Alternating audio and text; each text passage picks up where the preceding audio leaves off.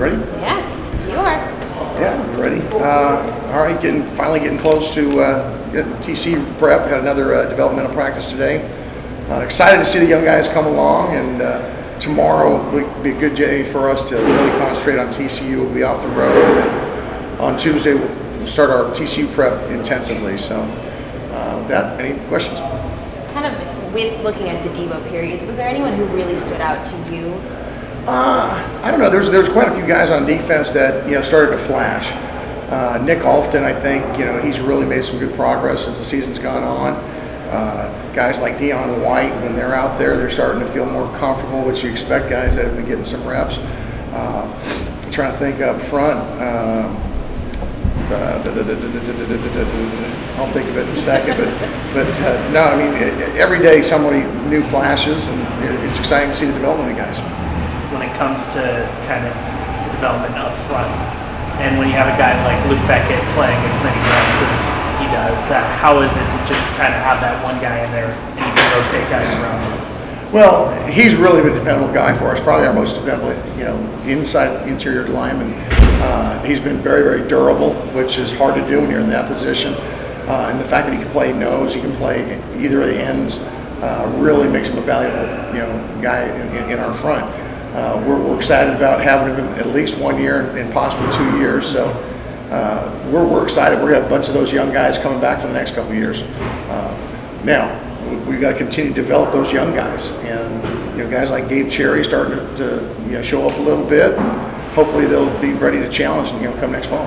At the beginning of this season, what did you see from the secondary that made you think that they could be where they are now? Well, if you remember back in the fall, early on, I knew we had a lot of talent. I knew that Coach Alexander was going to do a great job with them. And when you combine talent and then experience, because all those guys didn't come back, you knew you had a chance to have a pretty good year. But this year's been special. We've had guys that have really pushed each other, guys that hold themselves to a really high standard and really have fun in each other's success. And then once that bar's set, they want to raise it. So it's just been a really special group, and we'll have one more opportunity to be all together, and then we're still going to have a great nucleus coming back next year. So really excited about what the future holds, because this is not a group that's going to be comfortable with what we did this year. They want to be better next year. So what I'm hearing is I told you so. No, I don't know about I told you so, but it doesn't come as a surprise to me. I've been blessed, as I put this package in, because it's very different way of doing defense than what most teams are doing, and so it takes a little time. And in your second year, typically guys start to get it, and so when you have a lot of guys coming back that second year, to see them make the progress they did and then be as productive as they have been, it's been fun.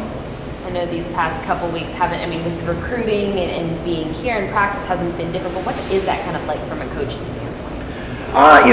It's part of the nature of the business. It's a little bit taxing on you from the standpoint of trying to get Christmas things done. We're practicing all weekend. Luckily, we're in a dead period now, because last Sunday after practice, we're getting ready to fly out again. So you finish the season, and it's Monday through Sunday. On the weekends, you've got recruits and their parents. I get to see my wife at the dinners because she's invited to those, so I convinced her that's date night, and you just go from there. With this package, the 3-4 package that you've installed, have you ever seen such a disparity of the tackles going to the inside linebacker group? That's a good question. I don't know that it's been that high a percentage, and I think it's a function of just having two highly productive guys that chase the ball extremely hard. And the fact that they've stayed healthy. Mm-hmm. It was really critical for us to have Evan and Jordan stay healthy. They play as hard as they do, and sometimes when you play that hard, you throw your body in harm's way, but both those guys have trained extremely well. Coach Beckton does a great job with those guys, and they're just really, really good football players. And so a lot of things got cleaned up with our guys up front. When they are making clean runs to the ball, it's usually because one of the guys up front's taking on two. But when they're there, they're finishing. That's it.